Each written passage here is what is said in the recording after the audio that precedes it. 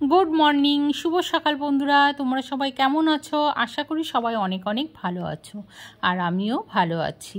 তো কয়েকদিন ধরে তো এত বৃষ্টি হচ্ছিল, আজকে কিন্তু কি বলো তো ভালো রোদ্দুর উঠেছে। তো কি বলো তো তো এখন চলে এসেছি তো বাড়ির ছাদে, আর ফুল তুলতে আসলাম, বুঝেছো? তো এসে দেখি কতগুলো দেখো জবা ফুল ফুটেছে গাছে, খুব সুন্দর কিন্তু লাগছে গাছটা।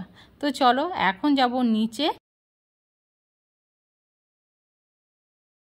এখন চলে এসেছি আমি রান্নাঘরে, আর আজকে কি রান্না হচ্ছে চলো তোমাদের একবার দেখিয়ে দিই। দেখো ভাত বসিয়ে দিয়েছি, আর এই যে হচ্ছে ডিম সেদ্ধ, ডিমটা সেদ্ধ করতে বসিয়ে দিয়েছি আমি। আর এইদিকে দেখো এই যে হচ্ছে পটল কেটে নিয়েছি রসুন, আদা আর কাঁচা লঙ্কা এগুলো পেস্ট করে নেব। তো যেহেতু একা একাই খাবো, আর মেয়ে খাবে, মেয়ে অবশ্য রাত্রে খাবে, আর আমি দুপুরে খাবো একা একাই। তো তোমাদের দাদা ভাই বাড়িতে নেই, তো একার জন্য আবার কি বলো তো এত বেশি রান্না বান্না করে কি হবে। হ্যাঁ এইটাই মানে কি বলবো, আর থেকে যাবে। তো যাই হোক, তো তার জন্য বেশি কিছু আমি রান্না করছি না। তো ভিডিওর সাথে থাকো তোমরা, আর ভিডিওটি দেখতে থাকো। তো বন্ধুরা, ডিমটা কিন্তু সেদ্ধ করা হয়ে গিয়েছে, আর এখন নামিয়ে নিয়েছি, আর ভালো করে ঠান্ডা করে নিচ্ছি জল দিয়ে দিয়ে। আর ছোটোবেলার কথা কিন্তু আজকে মনে পড়ে গেল হঠাৎ করে। মা যখন ডিম সেদ্ধ করতো আর আমাদের বলতো ছাড়াতে, তখন জানো তো একটু বেশি বেশি করেই মানে ডিম শুদ্ধর খোসা ছাড়াতাম, যাতে সেই ডিমটা খেতে পারি আমরা, জানো তো। আর মাকে বলতাম, ও মা ছাড়াতে গিয়ে না দেখো এমন ডিম সেদ্ধ হয়েছে যে টকরা ধরে উঠে যাচ্ছে। তো যাই হোক, দেখো গল্প করতে করতে তেলটাও গরম হয়ে গিয়েছে, আর নুন হলুদ দিয়ে দিয়েছি। আর এখন দেখো ডিমটাকে একটু চেপে চেপে মানে একটু ফাটিয়ে ফাটিয়ে দিচ্ছি, আর ভালো করে এখন ভেজে নেব লাল লাল করে। হ্যাঁ, আর এইভাবে এই রান্নাটা কিন্তু তোমাদের দাদা ভাইয়ের থেকে শেখা। তো যখন মানে তোমাদের দাদা ভাই এরকম রান্না করে না, তো কি বলো তো এরকম ফাটিয়ে ফাটিয়ে দেয়, বেশ ওর মধ্যে কিন্তু নুন ঝাল সব কিছু যায়, বেশ ভালো লাগে খেতে। তো দেখো গল্প করতে করতে ডিমটা ভাজা হয়ে গেল, আর কত সুন্দর লাগছে না দেখতে।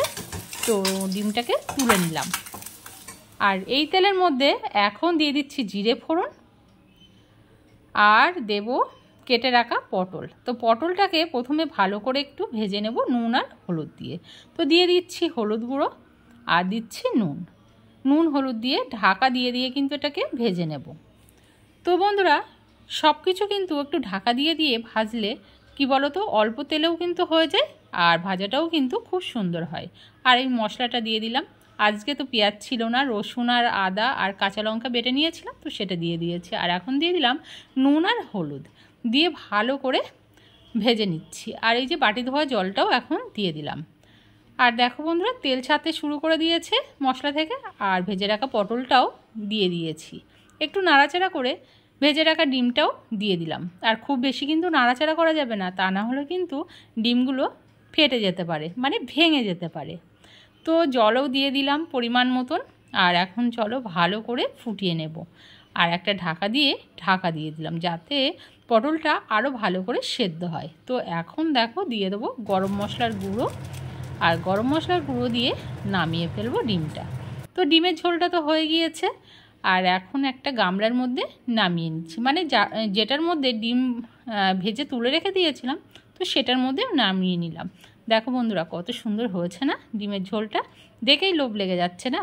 আমি তো জানি তো তোমাদের দেখেই লোভ লেগে যাচ্ছে। তো রান্নাবান্না তো হয়ে গিয়েছে, শুধু রান্নাবান্না করলেই তো হবে না, রান্নাঘরটাও তো ভালোভাবে পরিপাটি করে পরিষ্কার পরিচ্ছন্ন করে রাখতে হবে না? তো দেখো বাসনগুলোও আমি মেজে ফেললাম, আর এখন ধোয়াও হয়ে গেল। দেখো গল্প করতে করতে কত কাজ আমি এগিয়ে নিলাম। আর আবারও কড়াটা ধুয়ে বসিয়ে দিয়েছি। আর ওই যে গতকালকে যে বড়াটা তৈরি করেছিলাম না, সে বড়াটা কিছু রয়ে গিয়েছিল, তো এখন ভেজে নিচ্ছি।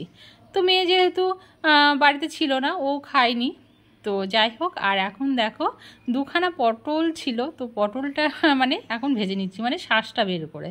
আর একটু নুন আর হলুদ দিয়ে দিলাম, আর চামচ দিয়ে একটু ঘেটে ঘেটে দিচ্ছি। দেখো এটাও তৈরি হয়ে গেল, আর এখন চলো নামিয়ে ফেলি। তো বন্ধুরা, দুপুরের খাবার তো নিয়ে বসে পড়লাম। এই যে ডিমের ঝোল, আর এই যে বড়া, আর এই যে হচ্ছে পটলের শাক ভাজা। তো প্রথমে এই যে পটলের শাক দিয়ে মেখে নিচ্ছি, শাক দিয়ে তো মেখে নিয়েছি। তো চলো এখন খেয়ে নিই তাহলে।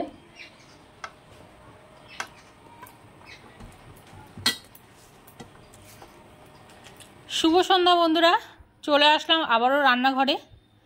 আর আজকে রাত্রে হবে লুচি, তো তার জন্য ময়দাটা মেখে নিচ্ছি।